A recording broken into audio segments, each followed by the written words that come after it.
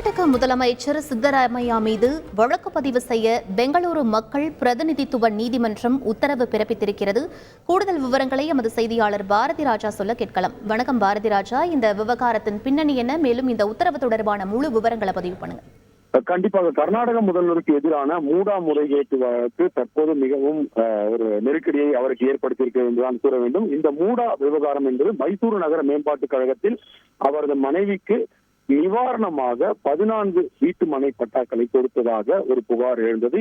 இதில் 3 பேர் தனிநபர் புகார் பதிவு செய்ய வேண்டும் என ஆளுநரிடம் கோரிக்கை மனு அளித்திருந்தார்கள். அதற்கு ஆளுநரும் ஒப்புதல் அளித்திருந்தார்.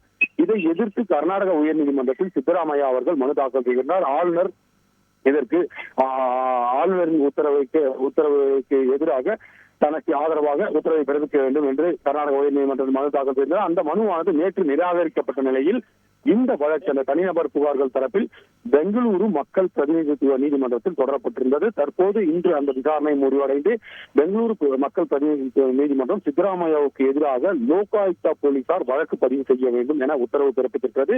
மைசூரு லோகாயுக்தாவை சேர்ந்த எஸ்பி இது தொடர்பாக சிஆர்பிசி சட்டப்பிரிவுகளின் கீழ் வழக்கு பதிவு செய்து 3 மாதங்களுக்குள், அதாவது 24 டிசம்பர் 2024க்குள் விசாரணை அறிக்கையை சமர்ப்பிக்க வேண்டும் என உத்தரவிட்டிருக்கிறது. இது மிகப்பெரிய பின்னடைவாக பார்க்கப்படுகிறது கர்நாடக முதல்வர் சித்தராமையா அவருக்கு. ஏனென்றால் இது போன்ற வழக்கு விசாரணையின் போது அவர் முதல்வர் பதவியில் இருப்பது சரியல்ல என்று ஏற்கனவே எதிர்க்கட்சிகள் கோஷம் எழுப்பியிருக்கின்றன. கடந்த காலங்களில் கூட இதே போன்ற ஒரு குற்றச்சாட்டு முன்னாள் முதல்வர் எடியூரப்பா மீது எழுந்தது. அப்போது தற்போதைய முதல்வராக இருக்கும் சித்தராமையா காங்கிரஸ் கட்சியினர் அவரது முதல்வர் பதவியை ராஜினாமா செய்ய வேண்டும் என்று கொடுத்த அழுத்தத்தை தொடர்ந்து அவரும் ராஜினாமா செய்திருந்தார் என்பது குறிப்பிடத்தக்கது. தற்போது அதே ஒரு விஷயத்தை தான் கர்நாடக பாஜகவினர் கையில் எடுத்திருக்கார்கள். தற்போது வழக்கு பதிவு செய்ய உத்தரவிட்டிருக்கும் நிலையில் உடனடியாக அவர் பதவி விலக வேண்டும் என்று அழுத்தம் கொடுத்து வருகிறார்கள். இன்று முதல்வரின் வீட்டு முன்பாக கூட சில பாஜக தொண்டர்கள் போராட்டத்தில் ஈடுபட்டது குறிப்பிடத்தக்கது. ஒட்டுமொத்தத்தில் இந்த மூடா விவகாரத்தில் கர்நாடக முதல்வருக்கான சிக்கல் தற்போது அதிகரித்திருக்கிறது. அவர் ஏற்கனவே நேற்று செய்தியாளர்களை சந்தித்த போது ஒரு விஷயத்தை தெளிவுபடுத்தியிருந்தார்.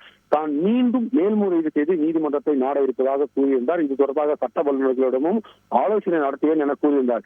இந்த நிலையில் தற்போது அவர் மீது வழக்கு பதிவு செய்ய லோகாயுக்தாவுக்கு மக்கள் பிரதிநிதித்துவ நீதிமன்றமானது உத்தரவு பிறப்பித்திருக்கிறது. இது அவருக்கு மிகப்பெரிய ஒரு சிக்கலாக அமைய இருக்கிறது. அடுத்த கட்டமாக அவர் என்ன செய்ய போகிறார் என்பதுதான் தற்போதைய பெரிய கேள்வியாக இருக்கிறது.